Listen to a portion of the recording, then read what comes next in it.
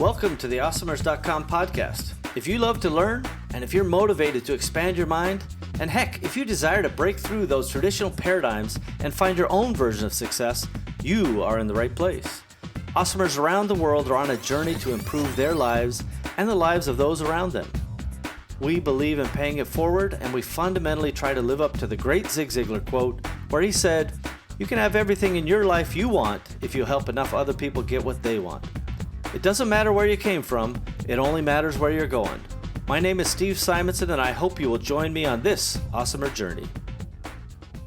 If you're launching a new product manufactured in China, you will need professional, high-resolution, Amazon-ready photographs. Because Simo Global has a team of professionals in China, you will oftentimes receive your listings photographs before your product even leaves the country. This streamlined process will save you the time, money, and energy needed to concentrate on marketing and other creative content strategies before your item is in stock and ready for sale. Visit simoglobal.com to learn more, because a picture should be worth 1,000 keywords. You are listening to episode number 127 of the Awesomers.com podcast series, and all you need to do is go to awesomers.com/127 to find today's show notes and relevant details. Now today you're in for a treat because this is part one of a three-part series with my good buddy Troy Romelski. Now Troy is a brilliant entrepreneur, and he's really kind of the epitome of the American dream in so many ways. You know, Troy talks about it today in his origin story, where he came from, and a little bit about, you know, how he came up in the world from the mailroom on into the world of Hollywood for a little bit, and then kind of crossed this very interesting bridge in the world of kind of athletic performance, and that as an aerial acrobat, and you'll hear more about that later in this series of podcasts with Troy, and then on into being an e-commerce marketplace seller on Amazon. And this journey is something that I think so many people will find fascinating, because it's both interesting, but it's also instructive, right? There's so many parts of, each of us that we go through our day-to-day lives, and sometimes we think to ourselves, I wonder if I could do this thing. I wonder if I could make this work. And often for people, it stops right there. And normies especially, they stop right there. They don't carry it any further. But awesomers know that all we have to do is keep pushing forward and try the ideas. And you'll see in these interviews that Troy has really talked the talk, and then he's walked the walk. And he gives great examples of setting deadlines and, kind of reinforcing some of that training he's learned. So we're going to jump into today's part one of this three-part series right now. Hey everybody, we're back again. Steve Simonson. We're back on the Awesomers.com podcast, and today my special guest is Troy Romelski. I'm going out on a limb. Did I get the pronunciation right? Yeah, you did pretty well. Yeah, that's it, Romelski. Okay, Romelski. Okay, good. Well, I was nervous going in. I'm not going to lie. Even though I've met you a number of times, my pronunciation skills are not good. And so I'm glad to get that. So Troy, I've already kind of given a bio or read in a little bit about your background and so forth to the audience out there. But tell us in your own words where you're living now and what takes up your time day to day, if you will. Yeah, I live in Southern California, and my day to day, as far as work is concerned, is at this point it's a lot of sort of team management, as well as like just education and trying to learn. And that I'm a dad with two kids, two young kids, and so they take up a lot of time and they're a lot of fun. Yeah, well, it definitely, having the family adds a lot of extra fun, but a little extra pressure, I suppose, as well, right? Because sometimes when you need to get work done, the family stuff is pressing. Have you how have you found balancing those two things? Or yeah, we were just harmony? talking about this, that my balance as that happens is it's the whole working at home sort of thing. As you can see, I'm in my glorious garage here, but working from home was just defining a little bit of boundaries. As far as I'm in the garage, I work until about 1 or 2 in the afternoon each day, and then after that it's family time, and I come in and hang out with my wife and the kids.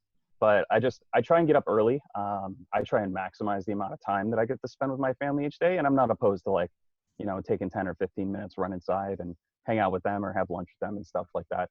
It's kind of, we realize that we have a great situation going, and because it's such a great situation, my wife is very very good at trying to keep those boundaries for us. So work time is work time, and then family time is family time. Oh, that's nice. I think a lot of people, again, on that quest for harmony, the old Jeff Bezos analogy is, people trying to find balance are going to have a tough time finding quote unquote balance, but Mm-hmm. finding harmony is more important when you can find what works. And, for the entrepreneurs out there where we get to either work out of our house or we get to be around our family more often, we get to, my recommendation anyway, is that we should savor the flavor, right? It's a great opportunity to be able to be around your family on a frequent basis and be able to look in on them when you want to. It sounds like you found a good harmony there because you've got your work time and then you've got your family time.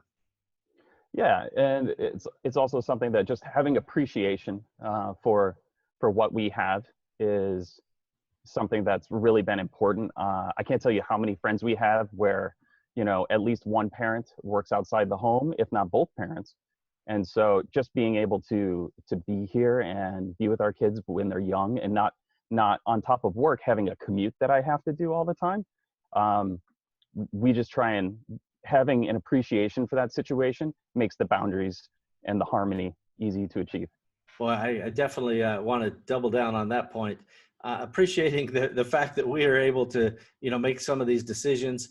For those who have been able to eliminate the commute, I've had businesses that I've owned, but the commute was still an hour and a half each day because we had a big warehouse and office down in a strategically smart location. And that was brutal every friggin' day, an hour and a half each way. Mm-hmm. And now I've tried to make the best of it. I would listen to tapes or in this modern world, podcasts and so forth. But, it still wears on you. You're still trying to be conscious of, not running into cars in front of you. So having just a simple appreciation of no commute is a pretty smart idea. So let me ask you this, Troy. I'd like to get right back to the beginning of an awesomer origin story. And I know that you're awesomer, and I can't wait to share some of the things that I have learned about you. But let's start from the very beginning. Where were you born? I was born in Wakanda, Illinois. It's a small town, suburb of Chicago. When I left, there was just over 10,000 people that were there. And I was born there, went through high school there, and then I left. But their sort of claim to fame is they got a nod in the original Ghostbusters movie where Ray says something like, we used to roast Stay Puft Marshmallows around the fire at Camp Wakanda. And that was like, we were like, yeah, like, yay for us. Wakanda gets a mention somewhere. Now, correct me if I'm wrong, maybe you know this, maybe you don't, but I think the Marvel Universe has a whole country called Wakanda. I mean, they do. Yeah, see, there you go. So now, not necessarily based on the same Chicago place, but or that same Midwest place, but fascinating. So now, were your parents entrepreneurial in any way? No, kind of later in life, after they retired, they've had a couple of small sort of like just little business ventures that they've really enjoyed, and it's been amazing for me to watch them as they become entrepreneurs, just because it's I don't know, it keeps them busy, it keeps them thinking, it keeps them engaged, and it's not like they just retired and then like decided to watch TV all the time. They've grown because they've chosen an entrepreneurial lifestyle. I love it. I really do love this idea that anybody at any age can have, a so-called side hustle or build a little business or a big business for that matter. Mm-hmm. There's many examples of people, who are farther on in years than one might expect to do startups. And here they're still doing startups and they're still finding ways of staying engaged. And to me, that's a real recipe for longevity, because when you're making your brain work and you're firing off different synapses and you're solving problems, that's going to keep a biological being more engaged in the world. It sounds like that's your experience with your parents, huh? Yeah, definitely. I have noticed such a difference between them and other couples that are roughly the same age and same stage of life and stuff like that. And so it's been really good for them. But as far as like growing up, no, like my dad was a 9-to-5 like business guy, wore a suit every day. And my mom was the office manager at one of the gyms that I used to train at. And it was, I don't know, it was a good upbringing, but it was definitely not entrepreneur. I got you. Sounds very traditional indeed. How about any university? Did you decide to go to university at some point? I did. I went to the University of Southern California, and I got degrees in clinical psychology as well as film production, which nobody told me at the time are 2 degrees that qualify you to do absolutely nothing. And Wow, so, fascinating. like, unless you want to just come out of college and go into sales or something like that. But, I could have done something a heck of a lot easier if that was the path that I was thinking about pursuing. I just didn't know any better. That's funny. So as you came out of university, what was your first job? Did you have a proper job, so to speak? I think it's the only time I've had a proper job. I had a proper job for about 6 months, which was I went into, I started in the mailroom at a talent management company, which was sort of corporate entertainment. And then after about 6 months there, the Screen Actors Guild, or was it Screen Actors Guild? Yeah, Screen Actors Guild went on strike, and a whole bunch of production shut down. Companies were scrambling, and so being a lone man on the totem pole, that was it for me. And I love it. The mailroom's the first place we look to cut costs, everybody. Yeah. Yeah. Less mail coming in. I don't know. Yeah. Like, that $400 a week or whatever they were paying me. Yeah, that was the real struggle right there. Yeah, that's the struggle. Yeah, in Hollywood, the secret is out. The first place you look is the mailroom. So once that happened and they decided that they were cutting you, what did you do from there? I had a buddy who was doing extra work for TV shows and film, and so I was like, all right, like, what are the qualifications for that? He's like, you got to be able to fog a mirror. And I was like, okay. So give me a mirror. Let me check. I'm good. And that was it. And now, as an extra, for those outside of Hollywood, obviously you're from Southern California, that's literally people who are just in the background or, part of the ambiance of a film or television production. Yes? Yeah, I think there was a big sort of movement to not call them extras anymore. Now the PC term is background artist. Of course. How dare I? Sorry. No, it's okay. I make that mistake all the time. But yeah, it's people who are in the background or foreground of all the shots that are making the scene come alive. But you're once again, that's the mailroom of performing right there. Well, I love it that you've found a common thread in your career journey and trajectory thus far. Now, one of the things that I find very interesting, and I don't know about you as a professional former background artist, but when you notice in a production or an intense drama scene or whatever, and you see somebody in the background, and they're obviously jabbing nonsense, and they're not really probably even talking, or they're just eating a salad voracious. They're doing something that is just completely distracting. Does that get on your nerves as a former professional insider? No, for a long time, and even sometimes if I'm bored watching something, I'll be shopping around in the background to see if you can just find people doing funny things, or even trying to sneak funny movements or gestures to see if it makes the shot or gets cut out, or you see people staring directly into the camera or whatever else. It's I don't know. It's a fun sort of like hobby, I guess, of mine, is to watch the actual background of shots. Yeah, there's definitely some that are so distracting that then I become obsessed by what's happening. I'll even rewind it to see what they're doing. Mm-hmm. So obviously I don't have a lot to fill up my day.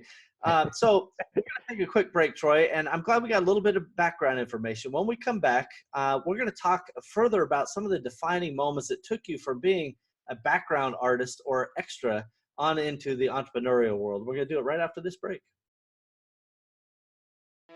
Catalyst 88 was developed to help entrepreneurs achieve their short and long-term goals in e-commerce markets by utilizing the power of shared entrepreneurial wisdom.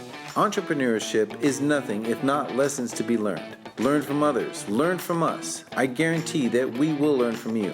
Visit catalyst88.com because your success is our success. A giddy up.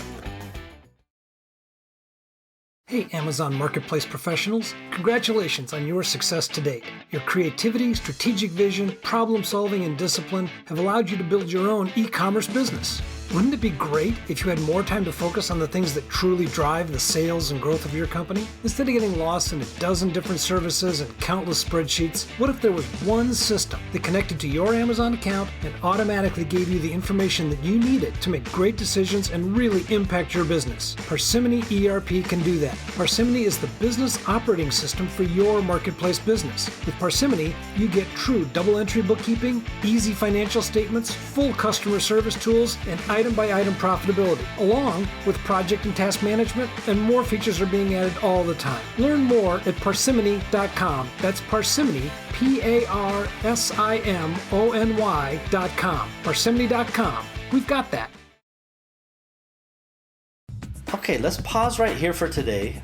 It's already so interesting hanging out with Troy and kind of hearing where he came from, and some of the background of his family, and even the fact that his parents are now feeling entrepreneurial. That's a fun little tidbit for you. And I really do find these origin stories to be so helpful and inspirational, to myself, and I think they are to others as well. And Troy, again, is no exception to that. So this is part 1 of our 3-part series with Troy. And don't forget to join us tomorrow for part 2, where we're going to dive deeper into some of the defining moments and help you see kind of how his journey really took shape. And I just love any kind of entrepreneurial story, especially when it has scrappy beginnings. Maybe it's because my roots are also very scrappy, but the idea that he was in the mailroom, and then the mailroom future didn't work out because the writer's strike occurred, and you obviously make your cuts first in the mailroom. And I was a janitor in college until I dropped out because I was simply too poor. And that story still resonates, with a lot of people, because I came from very humble beginnings, and frankly, I still think I have humble livings, if that's such a phase. But Troy is a brilliant entrepreneur, and he's been able to break out in his own paradigm of awesome, and I really am a big fan. So don't forget to join us tomorrow for part 2 of this 3-part series. And again, this is episode number 127 of the Awesomers podcast series. Just go to awesomers.com/127 and you can find today's show notes and details. Well, we've done it again, everybody. We have another episode of the Awesomers podcast ready for the world. Thank you for joining us, and we hope that you've enjoyed our program today. Now's a good time to take a moment to subscribe, like, and share this podcast. Heck, you could even leave a review if you wanted. Awesomers around you will appreciate your help. It's only with your participation and sharing that we'll be able to achieve our goals. Our success is literally in your hands. Thank you again for joining us. We are at your service. Find out more about me, Steve Simonson, our guest, team, and all the other Awesomers involved at awesomers.com. Thank you again.